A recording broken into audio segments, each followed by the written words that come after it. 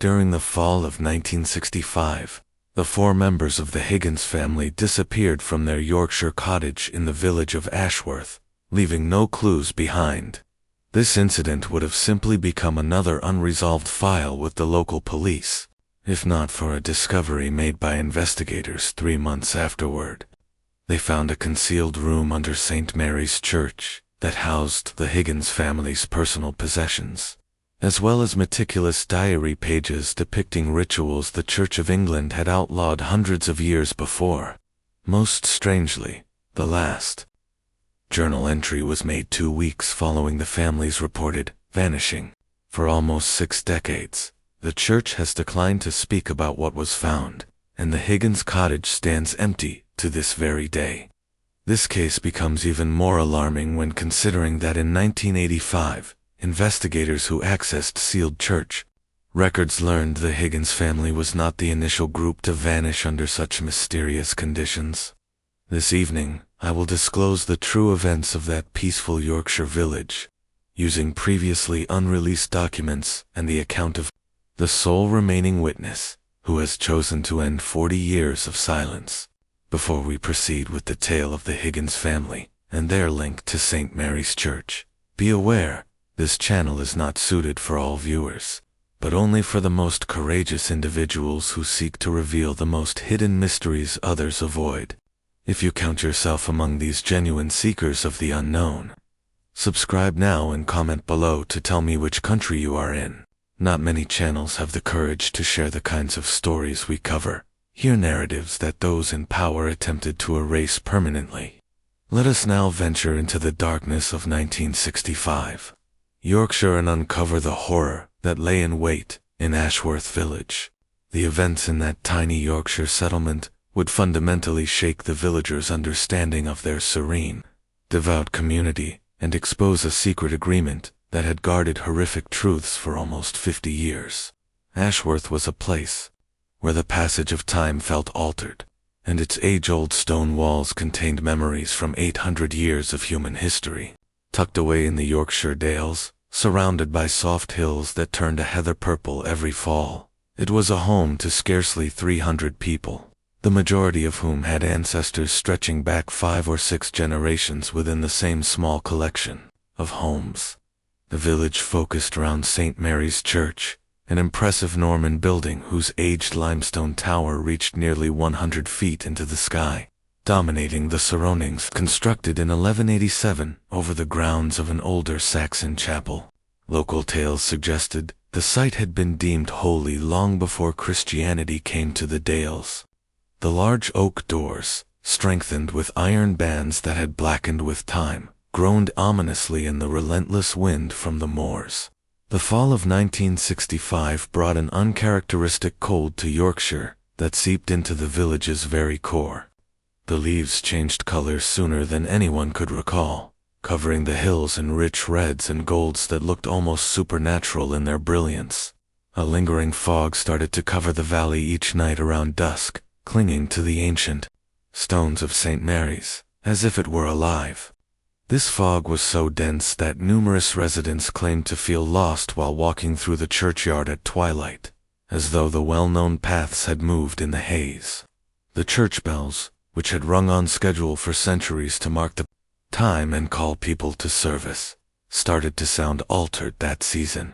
Mrs. Agnes Peaton, who had resided next to the church for 63 years, was the first to observe it. The bronze bells seemed to generate a deeper, richer sound than she remembered, as though the air itself had grown heavier around them. Occasionally, late at night, she would insist she heard the bells ringing at unexpected times, soft, sorrowful chimes that appeared to rise from below the ground, rather than the tower above. Thomas Arthur Higgins was a man of strict routine. At 38, he had received both his meticulous disposition and his job at the village post office from his father, who in turn had received them from his own father.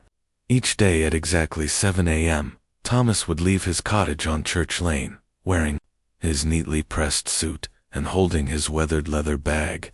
He would walk his 2 children, 12-year-old Margaret Rose and 8-year-old William Thomas, to the village school before heading to his job, managing mail and telegrams for the whole valley. Thomas was a reserved man who kept his opinions private, but those close to him described him as profoundly religious in the classic Yorkshire manner, devout yet reserved, faithful yet pragmatic. He held the position of church warden at St. Mary's and could be seen every Sunday morning making sure the hymnals were in order and the collection plates were spotless. His belief was as constant and dependable as the Yorkshire hills, which made his eventual fate even more baffling too. Those who knew him, Eleanor Mary Higgins née Whitlock, had arrived in Ashworth as a new bride 15 years prior, at 35. She still possessed the remarkable beauty that had first attracted Thomas at a church event in nearby halls. Her dark hair, which she wore in a sensible manner, fitting a village mother, still shone in a way that made her seem younger. Eleanor ran their small home with the same orderly exactness that defined the entire Higgins family. However, there was a more inquisitive quality to her personality, a wonder about the world that sometimes contrasted with the village's conventional ways. Eleanor had long been fascinated by local history and folklore, passing many hours in the village library, learning about the age-old practices of the Yorkshire dales. She maintained a garden full of herbs and wildflowers that many older villagers identified as plants their grandmothers had cultivated for reasons no longer mentioned in polite society. When asked about her peculiar botanical hobbies, Eleanor would smile and say she liked preserving the old ways, though she never elaborated on which ways she meant. The Higgins children were the stars of the village school. Margaret Rose was a solemn, contemplative girl who did well in her classes and assisted her mother with chores willingly. She had her mother's dark hair and her father's calm demeanor, though teachers observed that she occasionally seemed more mature than her 12 years, as if she possessed knowledge that burdened her. Margaret enjoyed reading, especially books on history and mythology, and she was often seen in the churchyard copying epitaphs from the most ancient gravestones into a notebook she kept with her always. William Thomas, called Billy by everyone, was the village's beloved charmer. At 8 years old, he had a delightful laugh and an inquisitive nature that made every adult in Ashworth fond of him. He was especially captivated by the church, spending long periods studying the carved stone gargoyles on the outside walls and asking countless questions about the stained glass windows. Billy drew constantly, filling one notebook after another with pictures of the church, the surrounding landscape, and, as the autumn went on, increasingly unsettling images his teacher found hard to understand. The village of Ashworth functioned by rhythms established centuries earlier. Market day continued every Thursday in the little square next to the church, though vendors now came by car instead of wagon. The pub, the Shepherd's Rest, acted as the informal town hall, where news was exchanged and views were shaped. The post office also served as a general store, and the village school educated children from 5 to 14, before they were sent to the larger town of Hawes for further schooling. However, under this surface of countryside calm, Ashworth kept secrets spanning generations. The village had always been secluded, not just in location, but in culture. The established families, the Whitlocks, the Carrs, the Thorntons, and few others maintained customs and practices that outsiders seldom saw. These families often intermarried and shared knowledge handed down through specific lineages.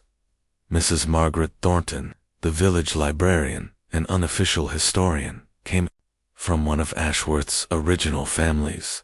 Her home held books and manuscripts gathered over hundreds of years, including writings the church had attempted to suppress during different periods of religious change. Mrs. Thornton was a tiny, bird-like woman in her 70s who spoke softly and appeared to know everyone's affairs before they did. She had remained unmarried, devoting her life to what she termed preserving our heritage. Dr. Edmund Carr, the village doctor, was another member of the old families. At 55, he had come back to Ashworth after studying medicine in Edinburgh, bringing modern science that he somehow combined with older healing methods his grandmother had taught him. Dr. Carr kept thorough records not only of his patients' physical health, but also of what he referred to as their spiritual well-being, though he was never clear about what this entailed. The local police officer, Sergeant Robert Henley, was one of the few officials in Ashworth not related to the old families. He had been stationed in the village 5 years before and had slowly realized there were parts of village life kept hidden from him. Henley was a detailed, systematic man who valued fully understanding his area, and his failure to access certain parts of Ashworth's social framework had become increasingly frustrating. Reverend Harold Whitmore had been at St. Mary's for 23 years, coming to Ashworth as a young curate directly from theological college. Over the years, he had changed from a lively supporter of church modernization into something much more complicated and disquieting. His study, found in the rectory beside the church, was packed with ancient manuscripts, archaeological finds, and books on topics that appeared unrelated to standard Anglican doctrine. Reverend Whitmore was a tall, slender man with prematurely gray hair and eyes that seemed to look through people instead of at them. His sermons had become more mysterious over time, full of allusions to older truths and deeper secrets that confused and disturbed many parishioners. Yet he stayed well liked by certain members of the congregation, especially those from the old families who seemed to grasp references that others missed in the weeks before they vanished. Several Ashworth residents observed shifts in the Higgins family's conduct.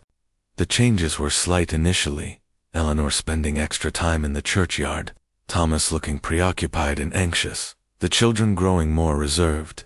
But as October continued, these changes grew too obvious to overlook. Mrs. Agnes Pitt, whose cottage shared a garden wall with the Higgins property, was the first to notice Eleanor's nighttime actions. Starting in early October, Eleanor began spending long periods in St. Mary's churchyard after dark, often carrying what looked like bundles of herbs, flowers, and other objects Mrs. Peaton couldn't make out in the moonlight. When she found the nerve to question Eleanor about these late-night outings, the younger woman just smiled and answered, "I'm tending to old traditions, Mrs. Peaton. Someone has to keep the proper observances." The phrase proper observances was meaningless to Mrs. Peaton, but it gave her a lingering disquiet she couldn't dismiss. Eleanor's tone had been friendly, but there was something in her eyes that hinted at depths of understanding that troubled the older woman. Mrs. Peaton started keeping her curtains closed after dark and finding reasons to evade talks with her neighbor, Mr. Arthur Finch, who ran the village general store, saw major changes in Eleanor's buying habits during October. She had always been a prudent shopper, purchasing just her family's necessities and keeping strict budgets. But suddenly, she was buying big amounts of strange items, pounds of coarse salt, dozens of white candles, and what she called specific herbs from old Mrs. Weatherby, the village's informal herbalist who cultivated medicinal and cooking plants in her large cottage garden. When Mr. Finch remarked on these odd purchases, Eleanor clarified that she was getting ready for the harvest season. This explanation made little sense, as the Higgins family had never kept more than a small kitchen garden, and the items she was buying seemed better suited to ceremony than household use. But Mr. Finch was too courteous to press the issue. The village schoolteacher, Miss Sarah Collins, became more and more worried about the Higgins children's behavior during October. Margaret, typically a stellar student, became inattentive and quiet.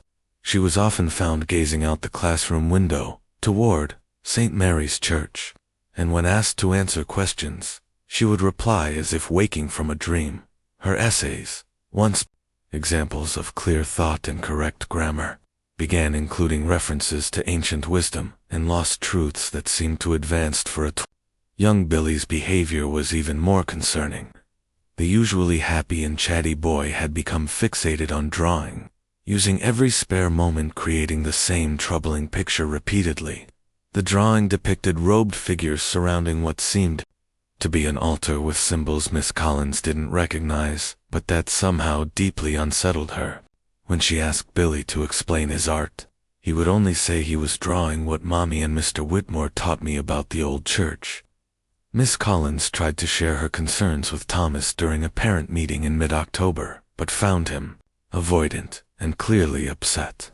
Thomas conceded that Eleanor had gotten involved in what he termed historical research with Reverend Whitmore and a few other villagers, but insisted it was merely academic. However, his manner indicated he was very uncomfortable with whatever was occurring in his home. The group that would later be exposed as the heart of Ashworth's dark secrets had started innocently enough in 1962. Reverend Whitmore had suggested forming a club to examine the historical traditions of the Yorkshire Dales, especially the pre-Christian customs that had influenced local culture for ages before Christianity's arrival. The group started with 5 members: Reverend Whitmore himself, Mrs. Margaret Thornton, Dr. Edmund Carr, Mrs. Dorothy Weatherby, the herbalist, and Mr. James Crawford, a retired schoolteacher who had moved to Ashworth from London. The group met monthly in the church vestry, supposedly to review historical documents and archaeological evidence connected to ancient Yorkshire traditions. They named themselves the Ashworth Historical Preservation Society and stated they were creating a detailed study of local folklore that would later be published as a book for future generations. Eleanor Higgins joined the group in the spring of 1964, attracted by her long-standing interest in local history and encouraged by Reverend Whitmore, who had noted her extensive reading on folklore and traditional customs.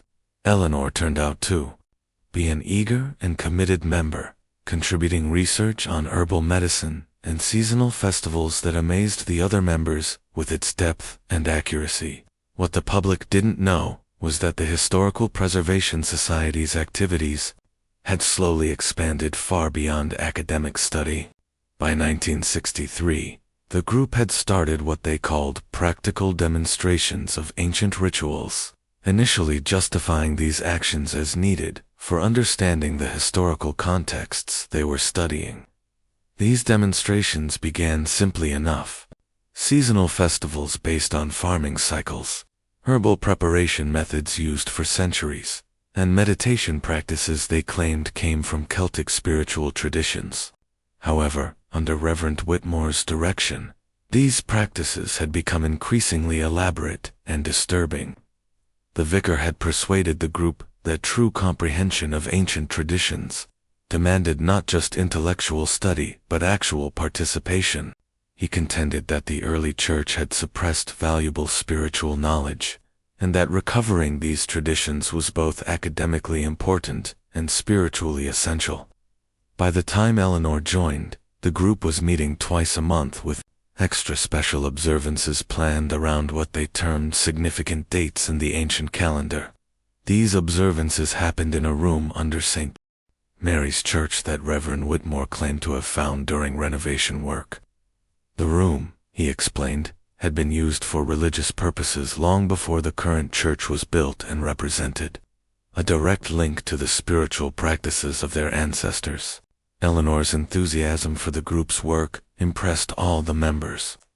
But it was her idea that families should take part together in certain rituals that marked a pivotal point in the organization's development. She argued that many ancient traditions were specifically designed for family units, and that partial participation might be dangerous, possibly leaving rituals incomplete in ways that could have bad outcomes. Thomas Higgins had initially been doubtful of his wife's involvement with the Historical Preservation Society, but Eleanor's obvious joy and intellectual engagement had slowly won him over.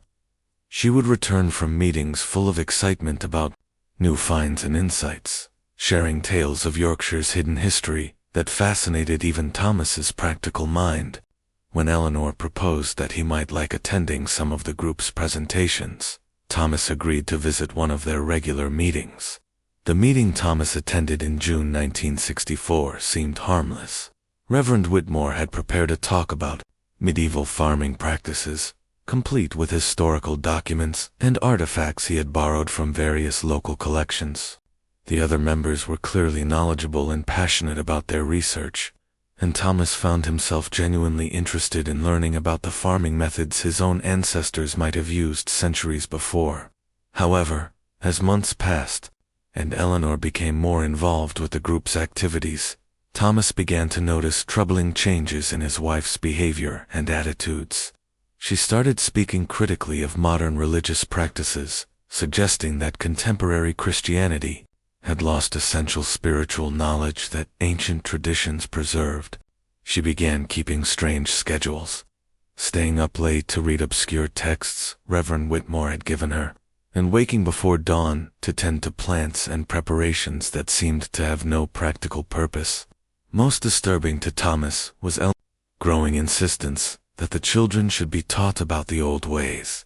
She began instructing Margaret and Billy about herbal medicine, seasonal festivals, and what she called proper respect for the forces that shape our world.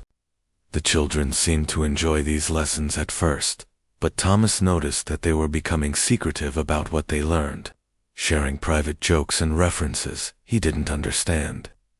In September 1965, Thomas decided to speak directly with Reverend Whitmore about his concerns.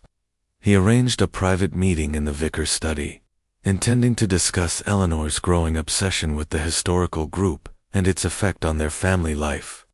What he learned during that conversation would haunt him for the few remaining weeks of his life.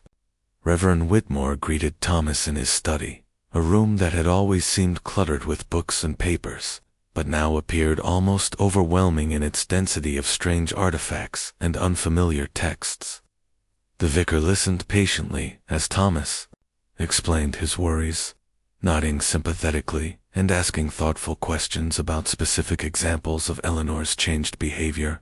But when Thomas finished speaking, Reverend Whitmore's response was not what he had expected. Instead of offering reassurance or suggesting ways to moderate Eleanor's involvement with the group, the vicar launched into an explanation of why the family's participation in the Historical Society's work was not just beneficial, but essential. He spoke about spiritual obligations that transcended individual preferences, about ancient responsibilities that certain families were chosen to fulfill, and about the dangerous consequences of abandoning traditions that had protected the community for generations. Thomas left that meeting more confused and concerned than ever. Reverend Whitmore's words had carried an undercurrent of threat that Thomas couldn't quite identify, but definitely felt. The vicar had made it clear that the Higgins family's continued participation in the group's activities was not merely desired, but required, though he had never explicitly stated what might happen if they chose to withdraw. October 1965 brought an acceleration of strange events in Ashworth that seemed to center around the Higgins family. Eleanor's activities became more intensive and secretive, with multiple trips to the church each week and constant preparation of materials whose purpose she would not explain to her increasingly worried husband. The children's behavior became more erratic, with both Margaret and Billy displaying knowledge and using vocabulary that seemed far beyond their years. Dr. Edmund Carr would later testify that Thomas visited his office 3 times during October, displaying symptoms of severe anxiety and what the physician described as acute nervous exhaustion. Thomas complained of insomnia, loss of appetite, and what he called a feeling of impending doom that he couldn't shake. When Dr. Carr pressed him for details about the source of his distress, Thomas would only say that Eleanor had become involved in activities that he feared were dangerous for the whole family. During his final visit to Dr. Carr's office on October 25th, Thomas appeared to be on the verge of a complete breakdown. He spoke rapidly and incoherently about ancient obligations and ceremonies that can't be stopped once they begin. He asked Dr. Carr about the symptoms of what he called religious mania, and whether there were medical treatments for people who had become convinced they were receiving supernatural communications. Most disturbing, Thomas asked Dr. Carr whether he believed it was possible for old evil to persist in places where terrible things had happened in the past. When the doctor asked what had prompted this question, Thomas replied that Eleanor had been spending time in parts of the church that he was certain had never been open to the public before, and that she claimed to be receiving guidance from sources that existed beyond the ordinary world. Dr. Carr recommended that Thomas speak with Reverend Whitmore about his spiritual concerns, advice that he would spend the rest of his life regretting. What Dr. Carr didn't know was that the vicar was not a source of help for the Higgins family, but the primary architect of their doom. The final week of October brought dramatic changes to the Higgins household that were noticed by everyone who knew the family. Eleanor stopped attending her usual social obligations and was rarely seen outside her cottage, except for trips to the church. The children stopped playing with their friends and appeared increasingly pale and withdrawn. Thomas missed several days of work, something that had never happened in his 15 years at the post office. Mrs. Peaton later recalled hearing sounds from the Higgins cottage that she couldn't identify: rhythmic chanting, the burning of substances that produced unusually acrid smoke, and conversations conducted in voices so low that she couldn't make out words, but could detect an emotional intensity that made her increasingly uncomfortable. On several occasions, she observed unusual visitors arriving at the Higgins cottage after dark, figures in dark clothing who moved with purposeful silence and never stayed longer than an hour. October 31st, 1965, was a Sunday that dawned gray and cold, with the persistent fog that had plagued Ashworth all autumn hanging so low that the top of St. Mary's Tower was completely obscured. The morning service proceeded normally, with the Higgins family occupying their customary pew in the third row. However, several parishioners later recalled that the family's behavior during the service had been distinctly unusual. Eleanor sat with an expression of intense concentration throughout Reverend Whitmore's sermon, which focused on the theme of ancient covenants and their persistence through time. She appeared to be taking notes in a small leather journal, something she had never done during church services before. Thomas sat rigidly beside her, his face pale and his hands clenched in his lap. The children were unusually quiet, sitting perfectly still in a way that seemed unnatural for youngsters their age. Reverend Whitmore's sermon itself was unlike his usual presentations. He spoke about obligations that transcend individual choice, and the wisdom of traditions that predate our current understanding. He made several references to tonight's observance and the importance of completing what has been begun, phrases that meant nothing to most of the congregation, but clearly had special significance for certain members. After the service, the Higgins family was seen walking home together, but their movements seemed somehow different from their usual Sunday routine. Instead of the leisurely pace they typically maintained, they walked quickly and purposefully, as if they had urgent business awaiting them. Mrs. Peaton, who was tending her garden when they passed, later recalled that none of them acknowledged her greeting, something that was completely out of character for the normally polite family. The last confirmed sighting of the complete Higgins family was at approximately 2:30 in the afternoon when Mr. Finch observed them entering their cottage and closing the door firmly behind them.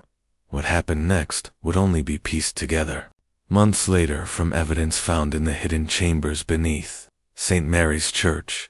Mrs. Peaton noticed that the lights in the Higgins cottage were extinguished earlier than usual that evening. By 8 o'clock, the house was completely dark, something that had never happened before on a Sunday night, when the family traditionally spent the evening reading and preparing for the week ahead. Figures carrying candles or torches were moving in what appeared to be a procession around the church building. The figures were dressed in dark robes that obscured their identities, but their movements were purposeful and coordinated, suggesting a ceremony that had been carefully planned and rehearsed. The chanting continued for what seemed like hours, rising and falling in intensity, but never stopping completely. Mrs. Peaton was certain that she could hear children's voices among the adult ones, high and clear notes that stood out against the deeper tones of the adult participants. The sound made her feel physically ill, though she couldn't explain why. Most disturbing of all, The procession eventually disappeared. Mrs. Peaton watched as the figures moved toward the church building and simply vanished, as if the ancient stone walls had opened to receive them. The lights continued to flicker in the churchyard for several more hours, but she never saw the participants emerge. Monday morning, November 1st, 1965, began what would become one of the most perplexing missing persons investigations in Yorkshire history. When Thomas failed to appear at the post office by his usual time of 8:15 a.m., his supervisor, Mr. Gregory Walsh, initially assumed that the family was dealing with illness or some other temporary emergency. However, when repeated telephone calls to the Higgins cottage went unanswered, Mr. Walsh decided to investigate personally. He walked to Church Lane and knocked on the cottage door, receiving no response.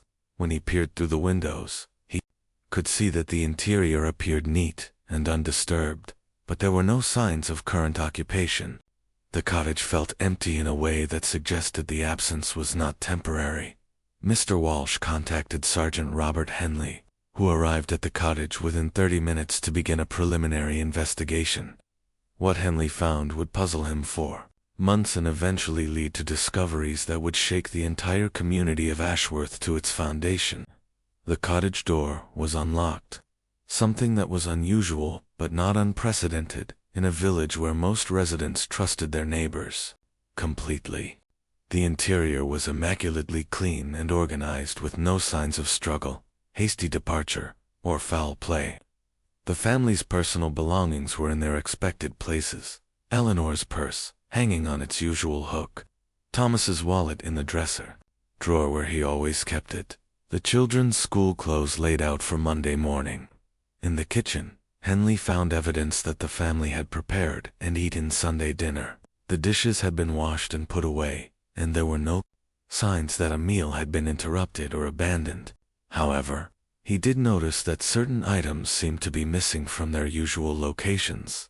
Candles that Mrs. Peaton had mentioned seeing in the cottage, several books from Eleanor's collection of folklore texts, and what appeared to be some of the herbal preparations that she had been working on in recent weeks.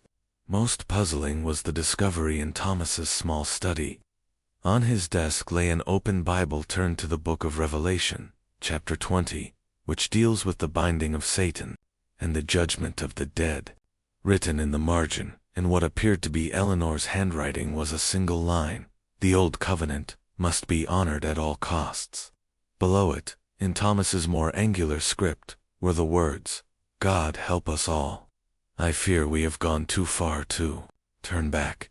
Sergeant Henley spent the entire day conducting interviews with every resident of Ashworth who might have information about the family's disappearance. The picture that emerged from these conversations was troubling and contradictory. While everyone agreed that the Higgins family had been acting strangely in recent weeks, no one could provide specific information about where they might have gone or why they would have left without telling anyone. Henley's investigation quickly revealed that several key members of the community were being less than forthright about their knowledge of the family's activities. Reverend Whitmore, when questioned about the Historical Preservation Society, acknowledged that Eleanor had been an active member, but insisted that the group's activities were purely academic and couldn't possibly be connected to the disappearance. However, when Henley pressed for details about the group's recent meetings and activities, the vicar became evasive and defensive. Whitmore claimed that the society's records were confidential and that revealing the content of their discussions would violate the trust of other members. He suggested that the family had probably decided to take an impromptu vacation and would likely return within a few days. Dr. Carr was even less helpful, claiming that patient confidentiality prevented him from discussing his recent conversations with Thomas. When Henley pointed out that missing persons investigations took precedence over normal confidentiality requirements, Dr. Carr reluctantly admitted that Thomas had been suffering from anxiety related to family pressures, but refused to elaborate on the specific nature of these pressures. Mrs. Thornton, the librarian, proved to be the most forthcoming of the Historical Preservation Society members, though her information was more disturbing than helpful. She acknowledged that the group had been researching ancient religious practices, and that some members had become perhaps too enthusiastic about implementing their discoveries.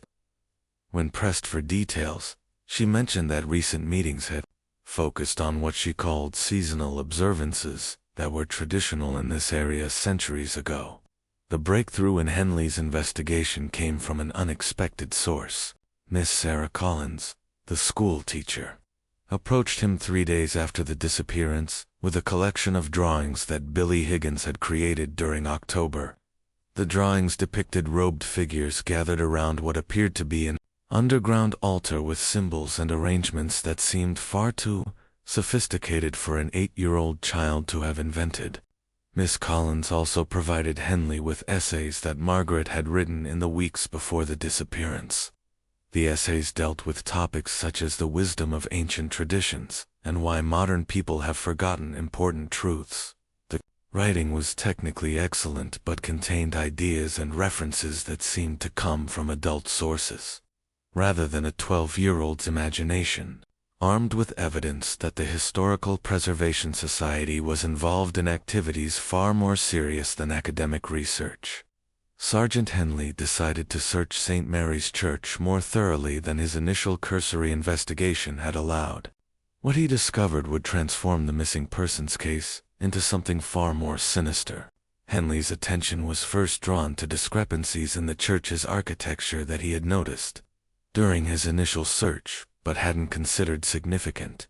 Certain walls seemed thicker than necessary, and there were spaces in the building's layout that didn't correspond to any visible rooms. When he measured the interior dimensions against the exterior walls, he found gaps that suggested the existence of hidden spaces. His suspicions were confirmed when he discovered loose stones in the wall behind the altar. The stones had been carefully fitted to blend seamlessly with the surrounding masonry, but close examination revealed that they could be removed to reveal a passage leading downward into darkness. The passage was narrow and steep, carved directly into the living rock beneath the church foundation. The hidden chamber that Henley found at the bottom of the passage was unlike anything he had ever encountered in his 15 years of police work. The space was roughly circular, approximately 30 feet in diameter, with walls covered in symbols that appeared to be a mixture of Christian imagery and much older pagan markings. The floor was made of the same ancient stone as the church above, but arranged in a complex pattern that seemed to draw the eye toward a central altar. The altar itself was a massive block of black stone that clearly predated the Norman church by centuries. Its surface was stained with substances that Henley preferred not to identify, and it was surrounded by candles, dried herbs, and other materials that suggested recent use. The air in the chamber was thick with the lingering scent of incense and something else, a metallic odor that made Henley's stomach turn. But it was the personal belongings scattered around the chamber that confirmed Henley's worst fears about the fate of the Higgins family. Eleanor's wedding ring lay on the altar, along with Thomas's pocket watch, Margaret's school ribbon, and Billy's favorite toy soldier.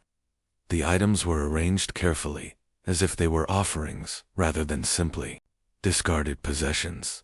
More disturbing than these personal effects were the documents that Henley found throughout the chamber. Handwritten journals, some dating back decades, described rituals and ceremonies that had been conducted in the underground space by successive generations of Ashworth residents. The most recent entries were in Eleanor's distinctive handwriting and revealed the true nature of the Historical Preservation Society's activities. Eleanor's journal entries dating from her first involvement